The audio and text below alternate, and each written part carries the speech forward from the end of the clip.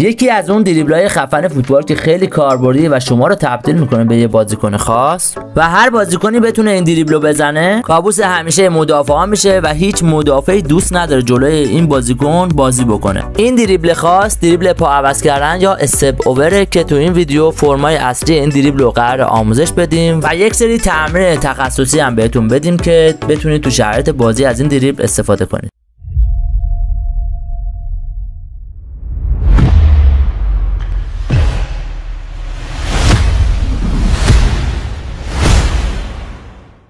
سلام بچه‌ها، به این ویدیو خوش اومدید. امروز مثل همیشه قراره یه ویدیو آموزشی دیگه داشته باشیم که باعث بشه که شما دریبلاتون بهتر بشه. امروز میخوایم دریبل پا عوض کردن رو بهتون آموزش بگیم که فرماش چجوریه و کلا دریبلای کاربردیش توی فوتبال به چه شکله. شاید پا عوض کردن خیلی دیده باشید که بازیکن‌ها انجام میدن یا تو فضای مجازی و نمیدونم یه سری کانال‌ها پا عوض کردن مختلف میذارم، ولی خودتون هم اگه نگاه بکنید میفهمید که خیلی هاشون کاربردی نیست. امروز میخوایم چند تا از مدلاشو بهتون آموزش بدیم که توی بازی فوتبال به صورت واقعی میتونید جلوی یه مدافع توی شرط یک در مقابل یک استفاده بکنید.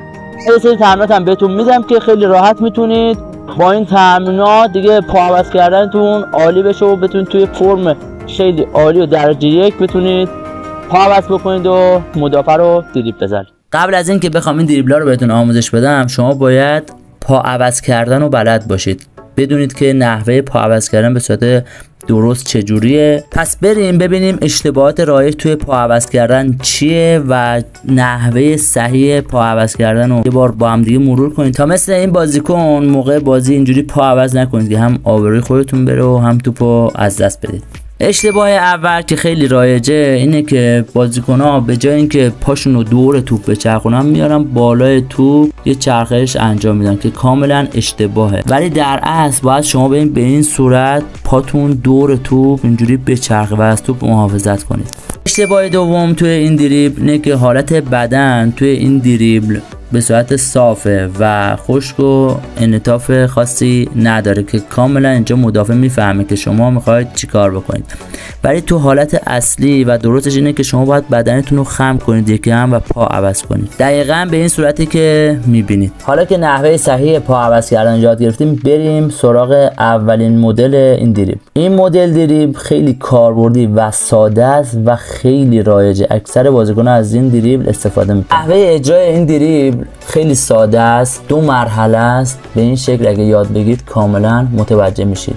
یک مرحله اول پا عوض کردنه که شما با یک پا مثلا با پای راست دور توپ پاتون رو میچرخونید و بلا فاصله با بیرون پای چپ توپو حمل میکنید و از مدافع رد میشید. یه نکته طلایی بگم، وقتی که میخواید پا عوض بکنید حتما بدنتون رو خم بکنید و بدنتون رو مایل بکنید به اون سمتی که میخواید برید، وگرنه مدافع به این راحتی ها دریبل نمیخوره.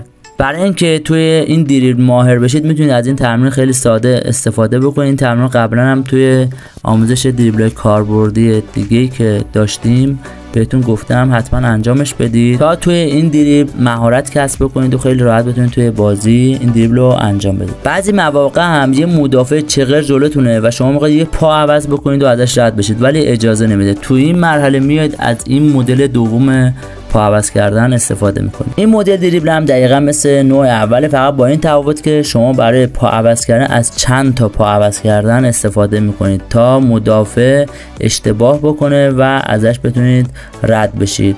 یه جورایی حالت تعادلی بازیکن رو میخوایم ما با پا عوض کردن به هم بزنید. بازم میتونید از این تمرین که قبلا گفتم استفاده بکنید و مهارتتون رو بیشتر بکنید. البته در ادامه 5 تا دریبل کاربردی دیگه هم هستش که بهتون میگم، حتما اونا رو انجام بدید که خیلی راحت توی بازی بتونید این دریبل رو اجرا بکنید بدون هیچ استرس و هیچ دردسری. بچه‌ها اگه این ویدیو براتون کاربردی بوده حتما لایک بکنید این ویدیو رو و اگه دوست دارید اینجور دریبلا رو بازم آموزش بدم حتما توی کامنت ها برام بنویسید. بریم سراغ 5 تا تمرین اصلی. برای تمرین اول به یه مانع نیاز داریم و یه توپ و یه فضای خیلی کمی. توی این تمرین میایم انقدر این دریبل رو انجام میدیم، یعنی پا عوض کردن و با پای مخالف با بیرون پا ضربه زدن و توپو کشیدن. اینو هی تکرار میکنیم که توپ با پا هماهنگ بشه و بدنمون با توپ هماهنگ بشه که بتونیم تو شرایط بازی هم خیلی راحت انجام بدیم. این تمرین رو خیلی انجام بدید که بتونید توی شرایط بازی بدون استرس این دریبل رو اجرا بکنید. تمرین دوم سطح پیشرفته تمرین قبلیه. 2 تا مانع میذاریم به این شکل با فاصله 2 متر و میایم پا عوض میکنیم و با بیرون پا توپو به سمت مخالف میبریم. نکته ای که هست اینه که باید بین این 2 تا مانع این کارو انجام بدید. دقیقاً این کارو مثل من تکرار بکنید تا توی شرط بازی بتونید خیلی راحت این دریبل رو انجام بدید. تمرین سوم نسبت به پست بازی خودت. اگه وینگری مثل من 3 تا مانع بذار و شروع بکن به دریبل زدن. بیا تو شرایط مختلف با سرعت بالا، با سرعت آهسته، همه این دریبلا رو تکرار بکن. 2 مدلی که بهت آموزش دادم با تک پا عوض کردن یا جفت پا عوض کردن. تمرین 4 برای اینه که شما گوشه زمین یا حتی میتونید وسط زمین هم این تمرین رو انجام بدید. بتونید بعد دریبل زدن از مدافع رد بشید و حتی تو سر توپ بزنید. یه تمرین حالا تخصصی تر برای وینگراست.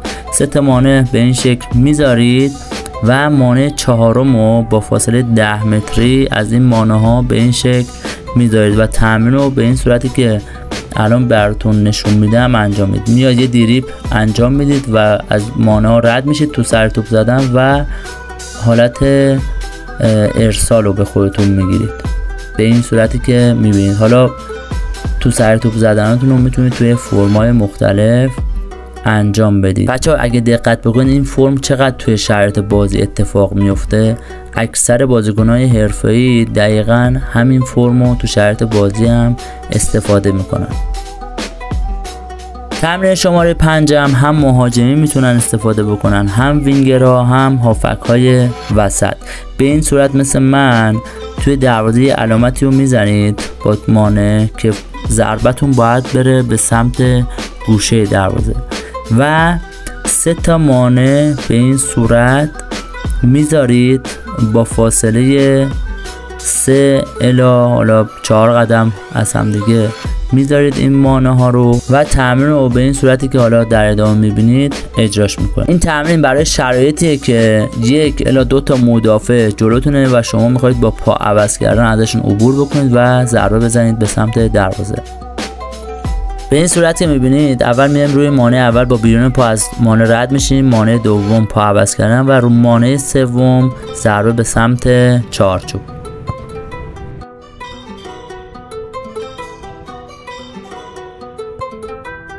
اگه میخوای یه دریبل کاربردی دیگه هم یاد بگیری اینجا یه ویدیو برات آماده کردم قبلا، میتونی این ویدیو رو ببینی. اینجا میذارم، برو ببین و کیفشو ببر.